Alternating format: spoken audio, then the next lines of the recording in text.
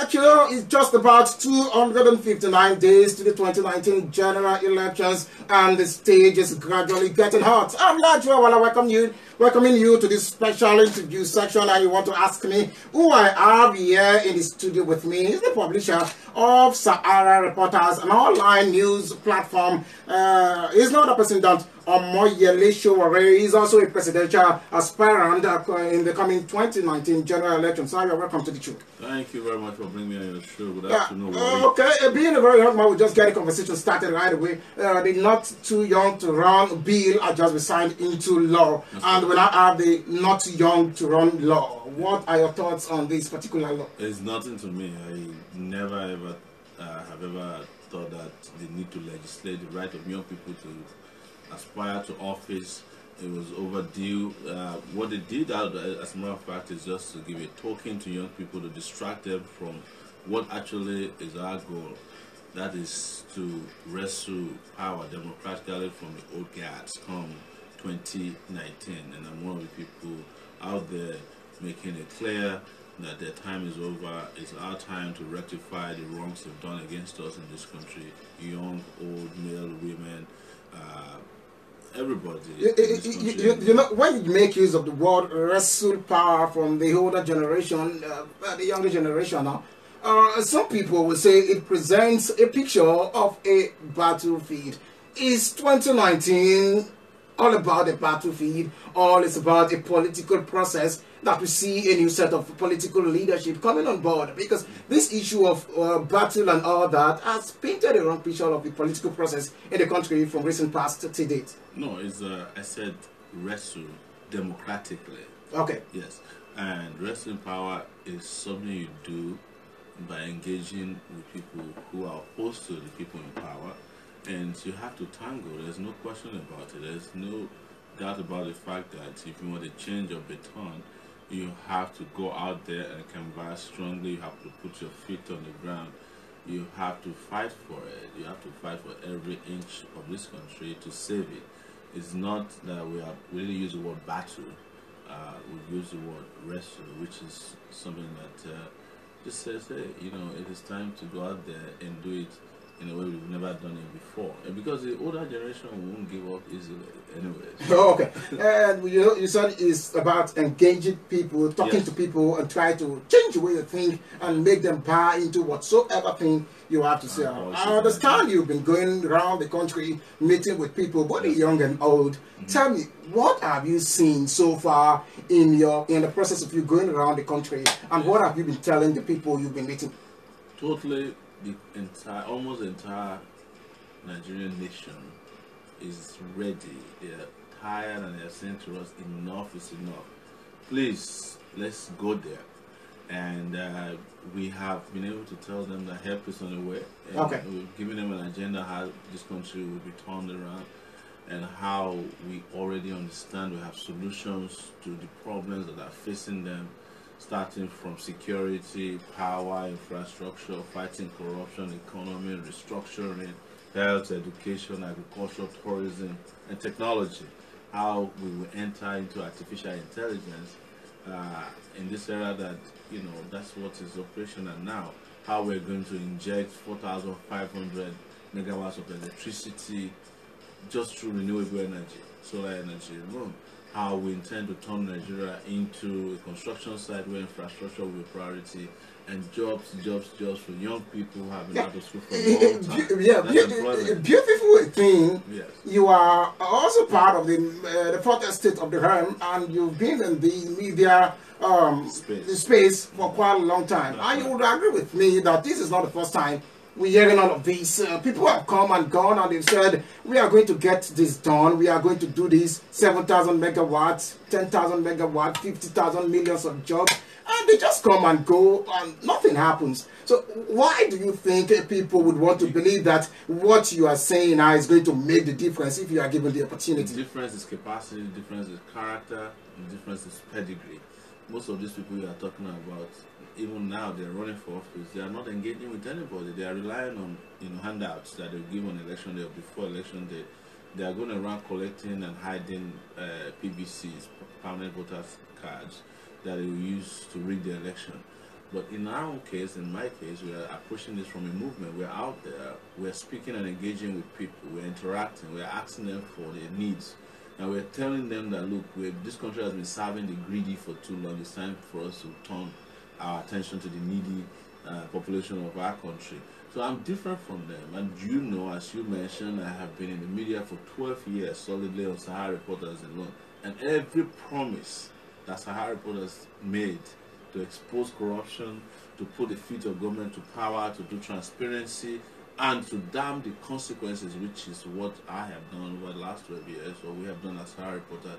You can testify to it. Okay. SAHARA Reporters Yeah. is not the kind of media platform that... Because of time, let's just quickly take some other issues that you raised while you were talking just now. You made mention of 3 very important words, and I think these words are also in the mouths of young people now. You made mention of competence, character, and capacity. And you said that is what people will be looking at in anybody Nigerians will want to hand over power to in 2019. How do I know you are capacity? How do I know you have competence? And how do I know you have the right character? Because every other person may have presented themselves the way you just presented yourself now. So my character is embedded in my past. You can read about it. I used to be a senior leader in this country, fought against military rule, created a media company that had international grounding and competed with the likes of CNN, BBC. My character can be testified to by my former schoolmates. It can be testified to by judges in the country who are listening and using my words, using my reports to jail people. My competence can be testified to by my intellect, my educational background. I have a master's degree from an Ivy League school. I have a master's degree from a bachelor's degree from the University of Lagos. I have traveled the world. I'm exposed. I know the world, the way the world works more than anyone. And I mean it with due respect, with anyone that could have governed this country, at least in the last 30 years that I know of. That I have better exposure than them. I have better competence than them. I can read, I can write, I can communicate. I understand problems, I can solve them. I'm physically agile and capable. I am not sick, mentally or physically. I am fit for office, and you can see it all over the place. You can see it with the young people who come to our rallies and say to us, our town hall meetings, say to us, we don't need you to answer any more questions because you've just nailed it. Okay, I know you'll be having a town meeting any moment from now at the PTI Conference Center. So let's go to some of the things you've been saying in some of the conferences you've organized before, especially the one that was done in New York. And one of the things you said at that particular conference was that for the first time, talking about the 2019 general election, that Nigeria is going to produce a leader who does not require the blessing of self-acclaimed kingmakers and godfathers. Can you make us understand a little bit what you're actually saying there? The kingmakers are the people who purchase the presidency and then give it to one of their boys, and then they become beholden to them. These are special interests in the country. I am not part of that, and the reason I can tell you is that all the fundraising we are doing is open and transparent. We're raising funds from Nigerians. Right now we've raised over $50,000 online alone. GoFundMe, you can see it there. It started 2 months ago. We just opened a Nigerian account, started raising money. Where the godfathers hold us to ransom is that they purchase, they sponsor these elections for their own godsons. Here is a guy who is only connecting with the ordinary people, and we're getting donations of 1,000 naira here, $200 there, and it is that we're going to use to prosecute the campaign. And when we ultimately become the candidate, we will use the same method. But the most important thing is that this comes with a lot of political capital. Okay. Nigerians at home and abroad are supporting us. They're providing vehicles, buying us petrol, allowing us to sleep in their houses. They're using their vehicles to ferry us around, to give us food. And there's nothing that can even account for some of those things in terms of the love and the support that we've been getting. The godfathers are going to be retired. We are not going to get any of their blessings.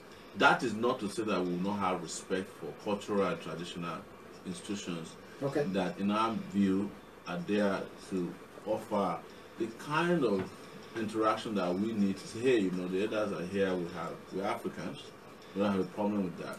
But it's not going to be that you find me in the living room of a godfather kneeling down to receive a blessing. You're not going to find me in Babangida's house. You're not finding me in Obasanjo's house. or James Ibori's house and all the godfathers that you know around here. Yeah. It's not happening. Somebody listening to you now would possibly be asking the question as it comes. Sure, do you understand the political terrain of the Nigerian state, as it were, and are you really prepared to navigate this terrain to get to your destination in 2019? What is the destination? Is presidency. What is the terrain? The people. See, we've ignored and neglected the people for a long time, and they are the ones who should decide who their leaders are. And the political terrain you're talking about, the one that is compromised, the one that has been littered and polluted by godfathers, is the one that put us in the condition that we're in today. Why the East-West Highway cannot be completed in 20 years, why our hospitals don't have drugs, why our schools are teaching ignorance, and why our young people cannot get jobs when they get out of school. Without knowing the traditional ruler and army general, you can't get into the army, you can't get admission into school. It is rigged against young people, 70% of them, and they must rise up through us and through our voices, and we're amplifying their concerns and their aspirations to take this country back. There's no navigation that is needed. It is just determination of the young people to free themselves. Okay. When President Muhammadu Buhari declared his intention to run for a second term or to seek a re-election, you came out and you said you are not afraid and you are not threatened by it, that his desire to seek a re-election is not a certificate for re-election itself. It's not. Yeah. So what is this confidence you are having that come 2019, Nigerians are going to opt for you other than any other person that is also seeking the same position? Anytime I do a town hall meeting, I ask, usually, not all the time, if there's anybody in the room after my speech who's voting for Buhari. Nobody. And I'm saying this not just in the southern part of the country. I did a town hall meeting in Narawa House in Kaduna, and the hall was packed. We did it in the morning, the hall was packed, and everybody unanimously said Buhari is not coming back. And I can tell you, having been a journalist for 12 years, that I know when a president is about to lose. No, even if it's not coming back, what makes you think you are the one? It's up to the people to decide. But I know that if they are allowed to choose freely and fairly, a representative amongst them who can take them to that next level of peace, prosperity, and progress, you would not doubt be myself, because I have all the credentials. You know, I have what it takes to make this country work for even you. Okay. Finally, now I'll just give you this now. What best do you think, or the model you think a government can really approach, which you are bringing on board if you are given the opportunity to drive the needed growth and development in the Nigerian space? Say that again. I say, what is the best model you think a leader can approach to drive growth and development in the Nigerian space, since you are seeking for... I just stated it out in what we call Spicer Heat. But the most important thing is to have an economy that works for the Nigerian people, that's about the Nigerian people, not an economy that is based on PowerPoint presentations or an economy that is based on how much you have. The question again is going to be, how do you intend to achieve that economy that works for the Nigerian people? We're investing in our people, we're investing in power. There's nowhere we're going without having electricity in this country. We're investing in infrastructure, we have to have integration. Even farmers need a market where they need to sell their goods and services. We have to invest in education because that will power us into the future. We have to invest in health because a healthy nation will become a very, very wealthy nation. Right? We have to invest in agriculture because we need to be able to feed not only ourselves but the African sub-region. We got 198 million people in this country raring to go. They're just looking for the right objective conditions that will make them the most innovative people in the world. You know Nigeria. Okay, thanks very much. I'm afraid so much we can take on the show today. Thanks a lot for finding time to be here. You're wondering who we've been speaking to here is no other person than the publisher of SAHARA online news platform, Omoyele Sowore. We want to believe that we are going to have you here on the show again when the campaign starts properly. And if you don't get me during the campaign, you get me when I become president. Okay, let us hope so. Thanks a lot for being there. More programs coming your way now.